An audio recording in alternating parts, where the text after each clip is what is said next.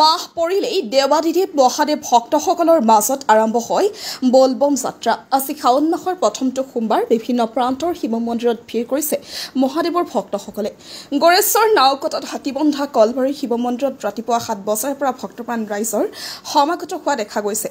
ৰাতিপুৱা মন্দিৰ পৰিচালনা সমিতিয়ে অনুষ্ঠিত কৰা বন্তি প্ৰজ্বলন কাৰ্যসূচীত বন্তি প্ৰজ্বলন কৰে পৰিচালনা সমিতিৰ সভাপতি পাশুধৰ নাথে। বিটিআৰ পৰিবহণ বিভাগৰ কাৰ্যবাহী সদস্য ৰণেন্দ্ৰ নাৰ্জাৰীয়ে সপৰিয়ালসহ ৰাতিপুৱাই মন্দিৰ প্ৰাংগণত উপস্থিত হৈ মহাদেৱৰ ওচৰত শৰাই আগবঢ়াই বিশ্ব শান্তিৰ বাবে প্ৰাৰ্থনা কৰে। ভক্তপ্ৰাণ ৰাইজৰ যাতে কোনো অসুবিধা নহয় তাৰ প্ৰতি লক্ষ্য ৰাখি মন্দিৰ পৰিচালনা সমিতিয়ে সাজু হৈ উঠিছে। এই ঐতিহাসিক শিৱ মন্দিৰত প্ৰতি বছৰে শাওণ মাহৰ মন্দিৰ প্ৰাংগণত ভক্তপ্ৰাণ ৰাইজৰ সমাগম হয়। শাওণ মাহৰ শেষৰটো সোমবাৰত বিভিন্ন ধৰণৰ কাৰ্যসূচীৰে বলবমৰ সামৰণি পৰিব বুলি মন্দিৰ পৰিচালনা সমিতিয়ে জানিবলৈ দিয়ে। উল্লেখযোগ্য বিষয় যে হাতীবন্ধা কলবাৰী উক্ত শিৱ মন্দিৰটোত শুদ্ধ মনে মহাদেৱক প্ৰাৰ্থনা কৰিলে ভক্তসকলৰ মনৰ আশা পূৰণ হয় বুলি লোকবিশ্বাস আছে।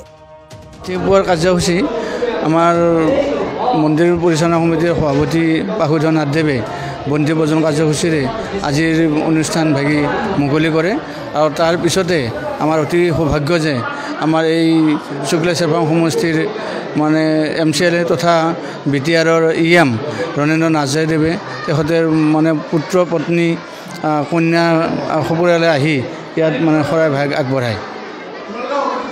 প্ৰতি বছৰে পবিত্ৰ এই শাওণ মাহত প্ৰতিটো সোমবাৰে এনেভাৱে আজি 4-5 বছৰেদি যাত্ৰীবিলাক আহি আছে, মানে অগণন যাত্ৰী।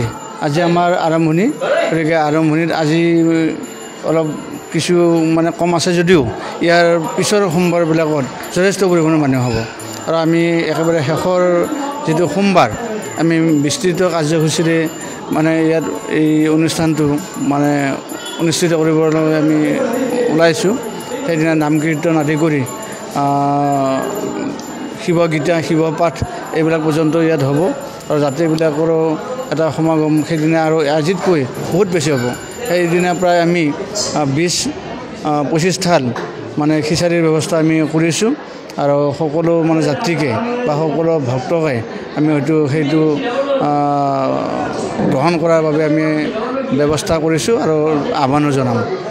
এনেকুৱা কৰিছোঁ যে ৰাতিপুৱা আমি ঠিক 7টা বজাৰ পৰা আমাৰ যাত্ৰীবিলাক আহি পায় আৰু অহাৰ লগে লগে আমি ইয়াত বিভিন্ন মানে প্ৰথমতে আমি হয়তো আমাৰ টিউবৱেলৰ ব্যৱস্থা আছে, পানীৰ ব্যৱস্থা আছে, তাত তেওঁলোকে ভৰি হাত ধুই লৈ তেওঁলোকে মন্দিৰত দৰ্শন কৰিব আৰু মন্দিৰত আমি ঠিক ভিতৰত মানে ধূপ ধূনাৰ ব্যৱস্থাটো কৰি দিব দিয়া নাই, আমি বাহিৰতে ধূপ ধূনাটো আমি দিব দিওঁ আৰু ভিতৰত যায় মানে আমাৰ শিৱ বাবাৰ যিটো আমি শিৱলিংগ স্থাপন কৰা হৈছে তাত তেওঁলোকে মানে সেৱাটো ল'ব এইটো। আৰু দ্বিতীয়তে আৰু চাহপানীৰ ব্যৱস্থাটো আছে, গতিকে চাহপানীৰ ব্যৱস্থাটো তেওঁলোকে আমি দৰ্শন হোৱাৰ পিছতে আমি চাহপানীৰ ব্যৱস্থাটো কৰোঁ আৰু তাৰ পিছতে এইটো পায়স বা এনেধৰণৰ খিচাৰী ভোগ ভাত এনেধৰণৰ ব্যৱস্থা আমি কৰি আহিছোঁ।